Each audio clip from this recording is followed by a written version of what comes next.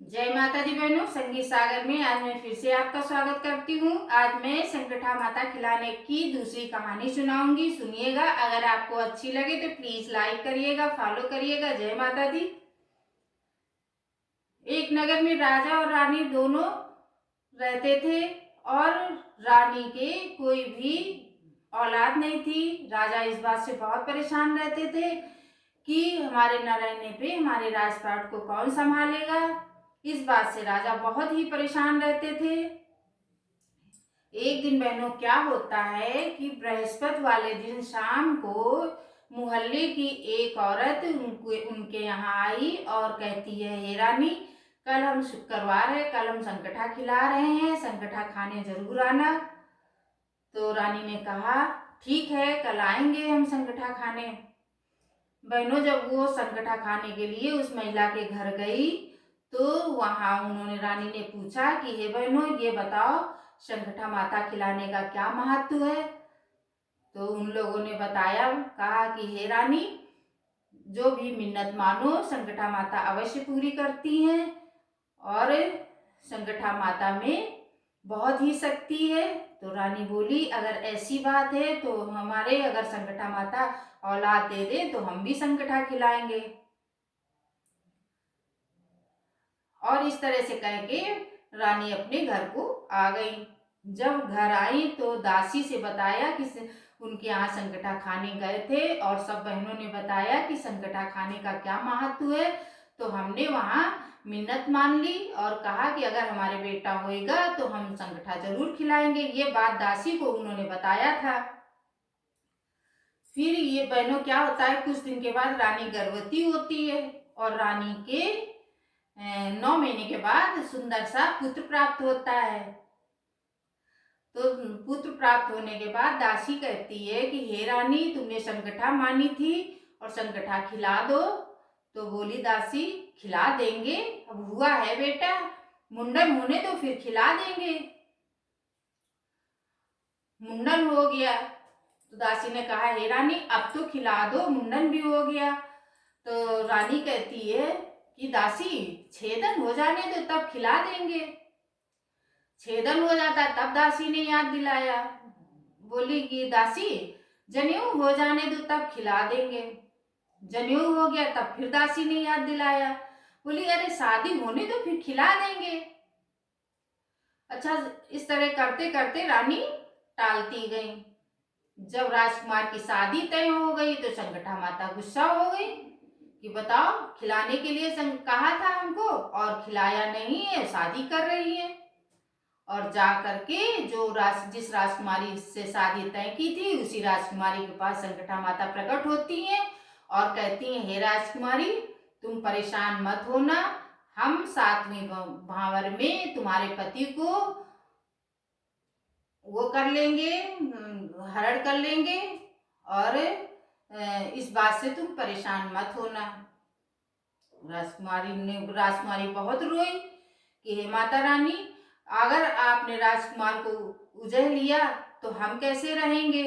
बोली, संकटा माता बोली कि हे राजकुमारी, तुम परेशान मत हो, 7वें भावर में हम राजकुमार को उजह जरूर लेंगे, लेकिन हम तुमको एक पीपल के नीचे रखेंगे। राजकुमार को अपनी अपनी रक्षा में अब हम खुद ही उनकी रक्षा करेंगे। और उस पीपल की जगह बता दिया राजकुमारी को और कहा कि हम नहलाने धुलाने और खिलाने पिलाने का काम हमारा होएगा और इस 2-3 घंटे का समय हमको चाहिए और बाकी समय तुम राजकुमार के पास रहना। 2-3 घंटे का समय दिया माता ने और इस तरह से कह के चली गई वहां से। जब 7वीं भावर पड़ी राजकुमार की तो माता जी ने राजकुमार को उजे लिया। अब हाहाकार मच गया, राजा और रानी सब खूब रोए। अब राजकुमार कहाँ गया, राजकुमार कहाँ गया, राजकुमार कहाँ गया।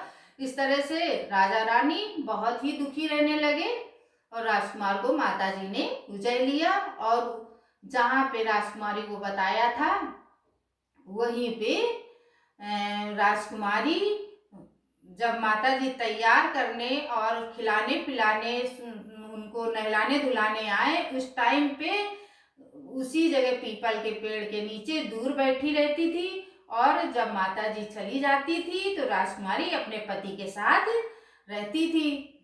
और इधर राजा और रानी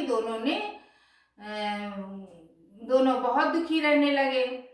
अच्छा बहनों, क्या होता है कि जब इस तरह से करते करते राजकुमारी उनके पास रही तो राजकुमारी गर्भवती हो गई।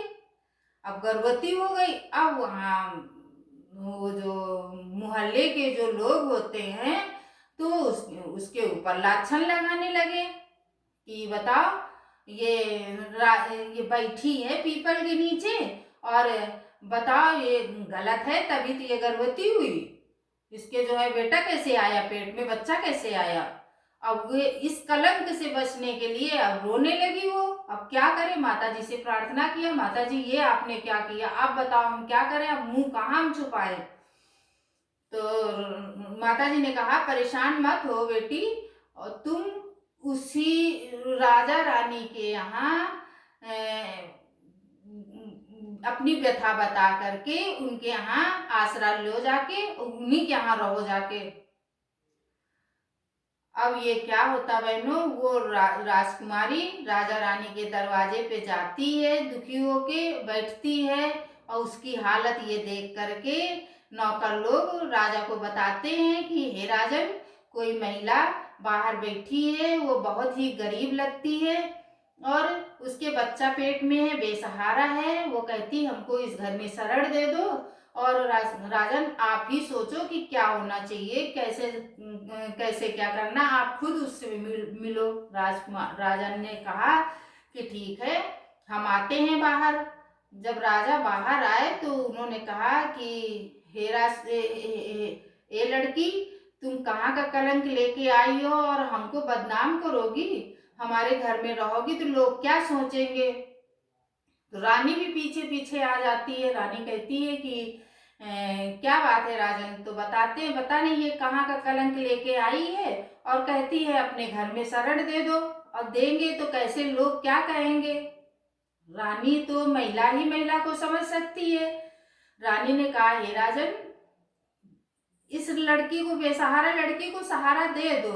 और तो राजन ने कहा कि ठीक है, अगर तुम कहती हो तो हम सहारा इनको देते हैं और नौकरों से कहते हैं कि जाओ जो घुड़सवार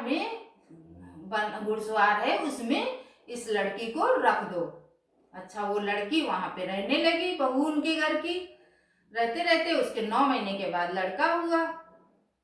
लड़का होने के बाद रानी ने कहा कि हे राजन, बेचारी बेसहारा है, नौन लगा दो उसकी मालिश आलिश करने, कैसे वो अपने बच्चे को संभालेगी, कैसे अपने शरीर को संभालेगी। राजन ने कहा ठीक है, नौन लगा दो। अच्छा, नौन लगाने के बाद नौन रोज मालिश करने आती थी बच्चे के, और जच्चा बच्चा बहू के और बेटे के दोनों को मालिश करती थी। माता रानी की कृपा से वो जो है रोज राजकुमार आता था अपने बेटे को देखने, अपनी पत्नी को देखने। अच्छा, ये खुसुर खुसुर एक दिन दोनों पति पत्नी राजकुमार और राजकुमारी कर रहे थे तो फिर नौन को कुछ शंका हुई। नौन ने छुप के सुना कि किसी लड़के से बात कर रही है। तो उन्होंने उस बहू से पूछा कि ये बताओ तुम किससे बात कर रही थी। तो बहू ने फिर बताया कि और कोई नहीं है, ये राजा का बेटा है और ऐसी ऐसी बात है, रानी ने माना था। और इस तरह से ये पूरा वृत्तांत उनको दासी नौन को बताती है। तो जब टाइम पूरा हो जाता, बच्चा थोड़ा सा बड़ा होता, तो राजा कहते हैं कि अब तुम अपना निकलो यहाँ से और कमाओ खाओ जाके, अब हमारा घर छोड़ो। जब नौन आती है, ये बात सुनती है, तो नौन फिर नहीं उसको रहाइश हुई और उसने कहा राजन, तुम किसको निकाल रहे हो, ये कोई और नहीं है, ये आपकी बहू है। तो वो राजा बोले कि ये हमारी बहू कैसे हो सकती है।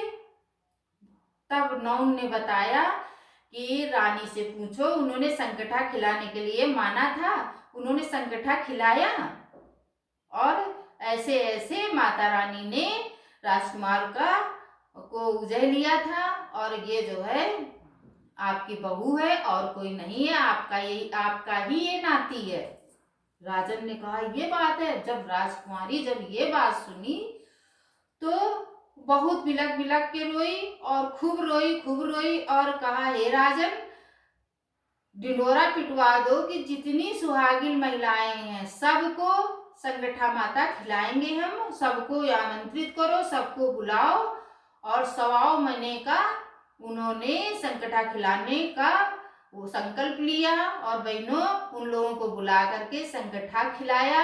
जैसे ही उन्होंने संकटा खिलाया, संकटा माता प्रसन्न हो गई, उनको जो है राजकुमार को आजाद कर दिया। राजकुमार को देख करके रानी और राजा दोनों लोग बड़े खुश हुए। हे संकटा माता, जैसे उनके दिन बहुराए वैसे सबके दिन बहुराए हैं। जय माता दी।